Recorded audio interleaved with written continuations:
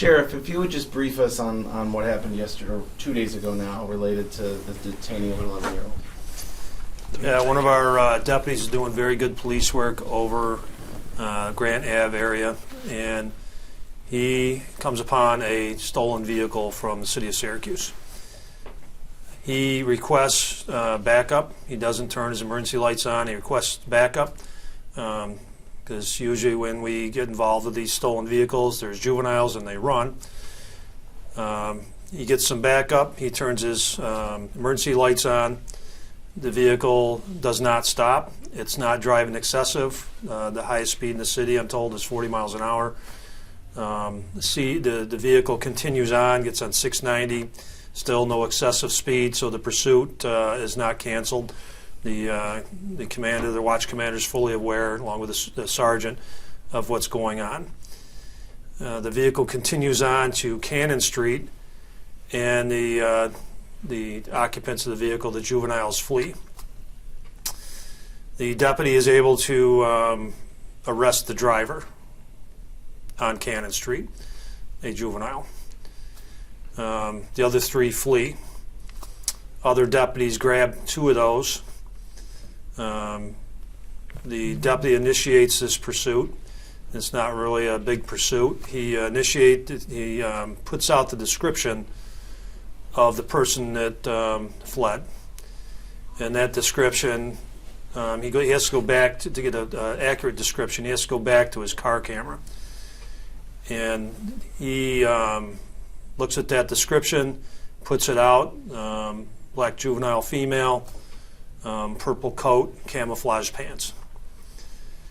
This takes time for him to get that description out because he stops the vehicle and he has to deal with that driver, make that driver, search the driver, things like that. So it takes a few minutes to get that description out.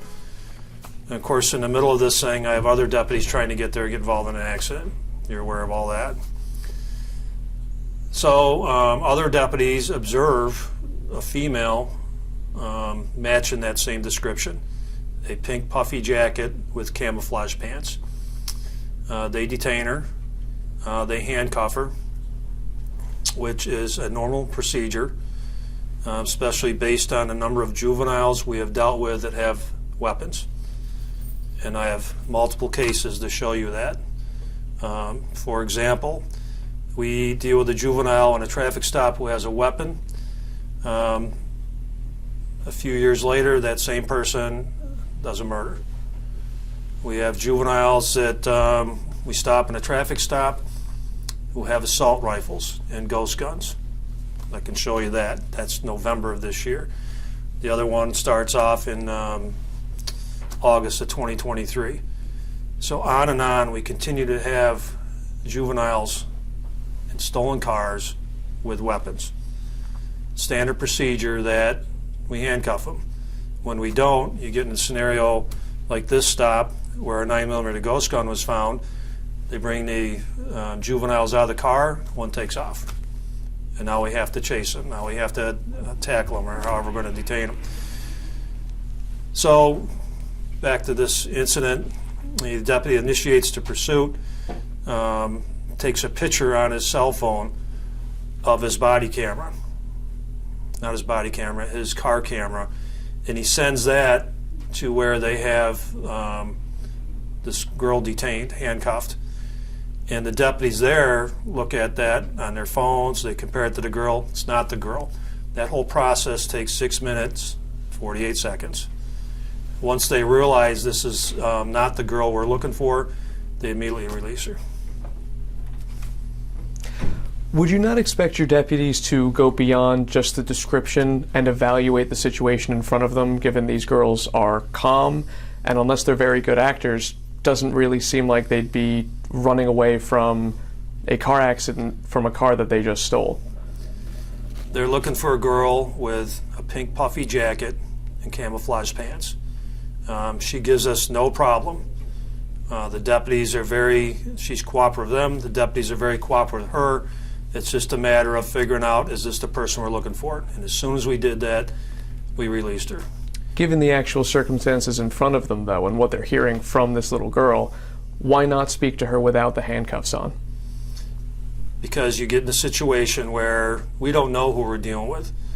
We do know we've been dealing with a lot of juveniles in stolen cars with weapons, a lot of them. We know that if we don't control them early on, we might be chasing them later. We know that. It's for her safety, it's for our safety, it's for the people around's safety is why those handcuffs go on. It's a routine procedure. Does this mean anytime anyone matches the description of someone wanted, they're at risk of being handcuffed by police?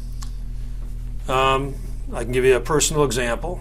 A Central bus driver calls 911 that he's robbed. And he gives a description of the guy that did an armed robbery. As I'm responding to that, this is Toby Shelley 20 plus years ago, as I'm responding to that Central bus, guess what I see? A guy on the sidewalk matching the same exact description. So I take him down at gunpoint, put him on the ground, and I handcuff him. A while later, as the investigation goes on, guess what we find out? The Central bus driver blew his paycheck at the casino, didn't know how to explain it to his wife, so he's sitting there thinking, what do I do? He makes up the story of the robbery. He sees a guy walking by and he uses his description. Was I right or wrong? How do you categorize it? Good police work. How should the public respond to what you're calling good police work if they are having their freedom restrained for, as far as they know as an individual, they've done nothing wrong? Cooperate with us and help us figure this out. We don't want to arrest the wrong person, but we don't want to stop keeping people safe. This is this balancing act. You know, you come here with the advantage of hindsight. You've never walked in a police officer's shoes. I have. If you work with us, we'll work with you. We do not want to arrest the wrong people. It does. From what I've seen, this girl is impressively calm through it. I don't know if I could be that calm, and I wonder if you could characterize her behavior through this. Yeah. So yesterday, Councilwoman Caldwell, she had contacted me Monday night, 8:30, 9 o'clock, about this incident. I promised her we will look into it first thing Tuesday morning. We did. She asked for a meeting, and I'm told she wouldn't come to headquarters. Want to be in a different location, and we are told we're going to meet with the mother and the daughter and the councilwoman. We arrive at this meeting, the undersheriff and I and the police chief.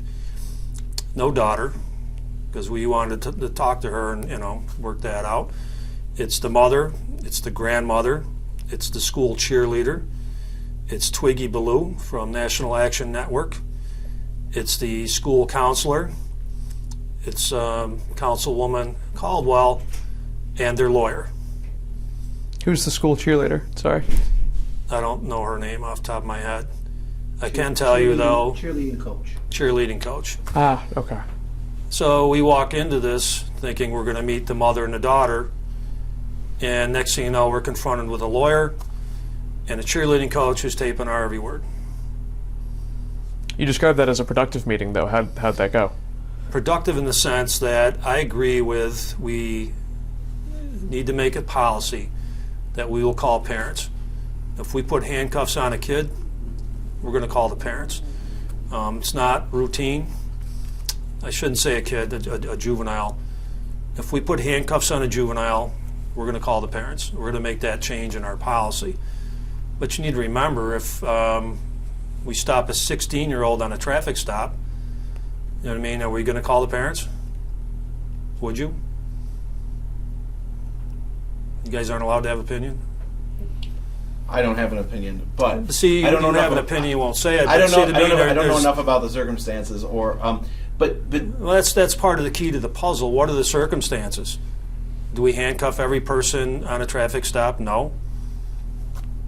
Well, in the circumstances of this, to come back around to the behavior of that 11-year-old girl, again, the person that you were looking for, is a young person who knows that police are coming after them, and they've just fled from a stolen car that was involved in a crash.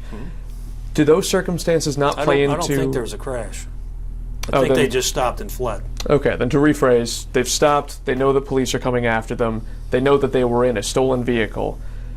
Should deputies not have assessed the fact that this girl does not seem to be in a situation where she knows that she's on the run right now? If I was on the run, I'd hide in plain view. An 11-year-old, though?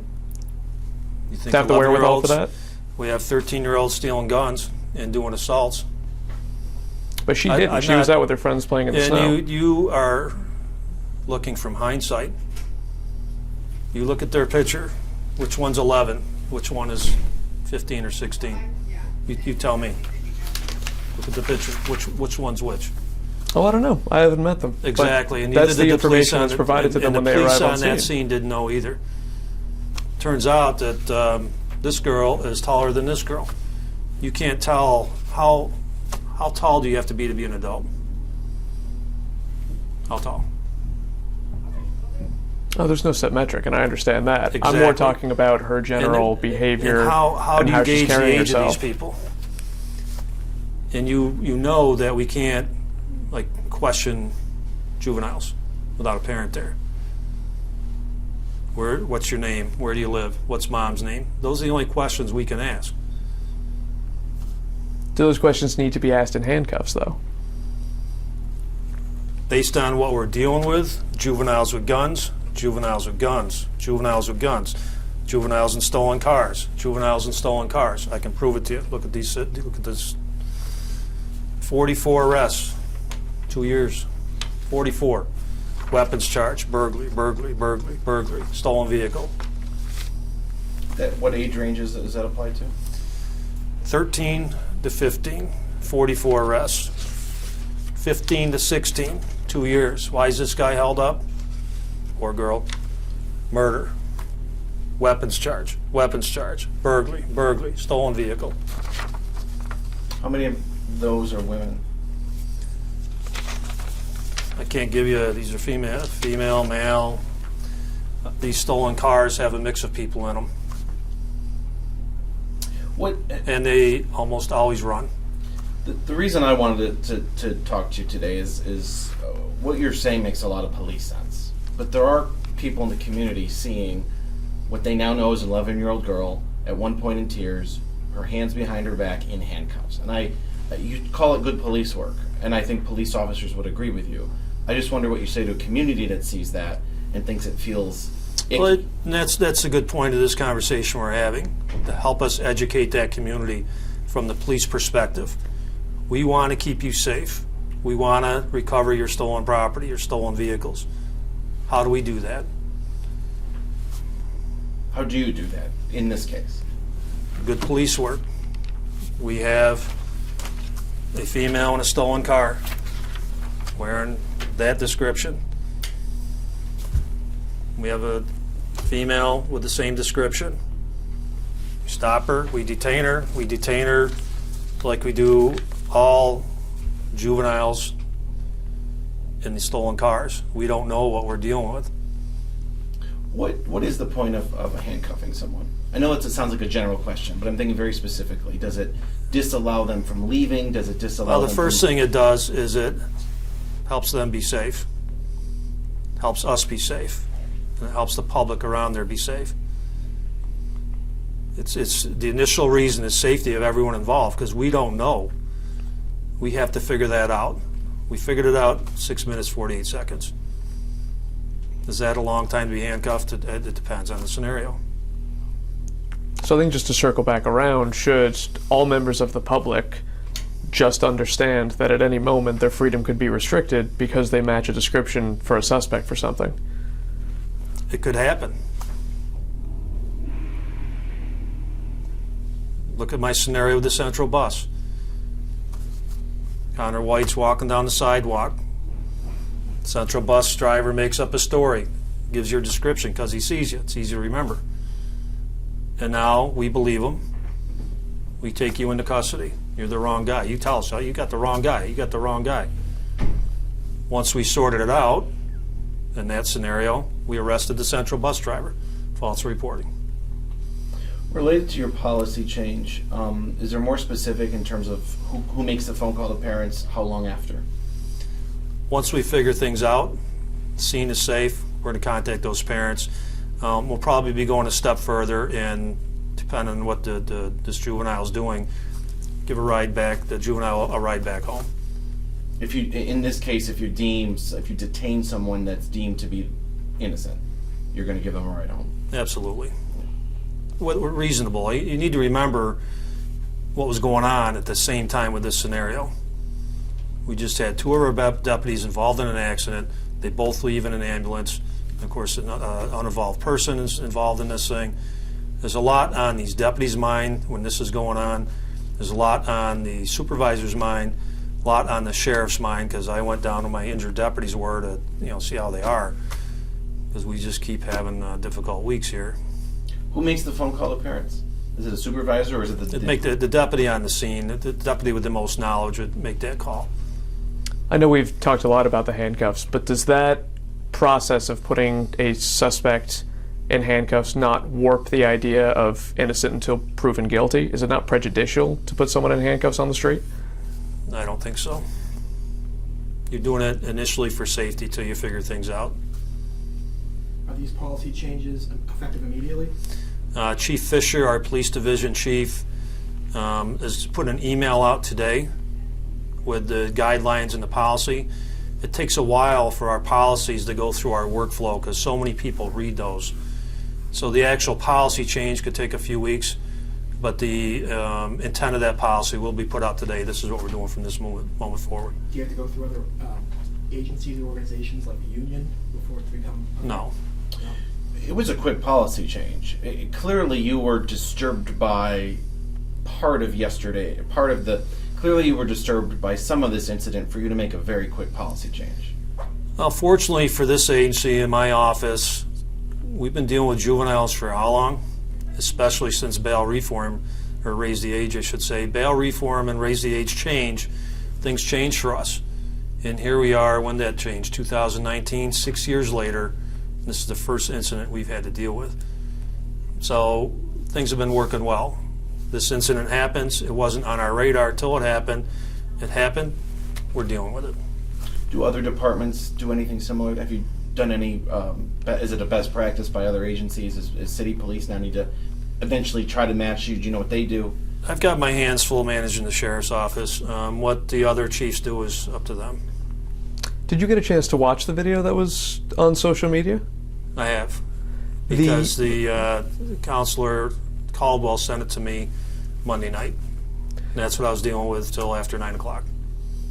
So at the very end of, I believe, the second video, or the totality of what's going on, did you get to the point where the little girls are discussing amongst themselves and believe that there was racism at play into how that arrest went down? Interestingly, you're the first person that has mentioned racism to me. Well, they bring it up to amongst themselves. That seems to be the conclusion that they, as elementary schoolers, come to. How do you respond to that, potentially being at play, racial profiling in this case, and further, if that is something that's on their minds as kids, how do you go about repairing community trust amongst children that might before have had every reason to trust law enforcement and now might not? Yeah, we were hoping that would start with a conversation yesterday. It didn't work that way because the young girl wasn't there.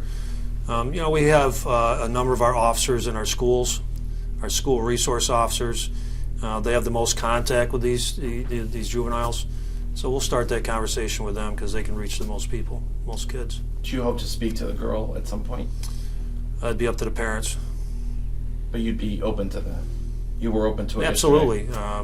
Yeah, to give her an explanation so she can help understand what happened. I know you kind of touched on this, but let's just talk about the positives that have come out of this situation. The positives, we're having this conversation and we're going to make a policy change. Have you tracked down the actual suspects? We haven't found her yet. She is older, though. You've said that. That much was new information. You're pointing at the wrong one. Sorry, yep, she's yes. 15. Yep. Apparently you don't know one from the other because they I'm not look a looking lot at- alike, I'm don't they? I'm not looking at the pictures. Don't go down that path. Be careful. She's still on the run. I don't think she's running anywhere. Well, She's hiding in plain view. She probably got rid of her pink jacket. But even if she didn't, what's the worst case scenario? We're going to give her a parent's ticket, ask her to show up in family court. No consequences. Well, if that's the worst case scenario, then why detain that other girl yesterday when she was identified on the sidewalk? How old is she? That wasn't the question. It was if No. you believe that there aren't legitimate consequences, You then don't why know how go old to the these extent people of are. detaining her? We are looking at this thing from hindsight. You can tell that she's an adult. You can tell she's a juvenile. This is what we see of her. We're looking for a felon. And handcuffs are necessary to start that conversation. You wouldn't handcuff a felon? I'm not a police officer. That's If why you I'm were- asking you. If you were, we handcuff felons. We handcuff criminals. We were looking for a felon. For all I know, based on our past, that's an armed felon. We figure it out in 6 minutes and 48 seconds. This girl's unhandcuffed with an apology. How do we get past the point of, well, what do you need to see change in order for your deputies to be able to be on the street and not presume that children are all walking around armed? They don't presume that now, so that I don't know about that question. Okay.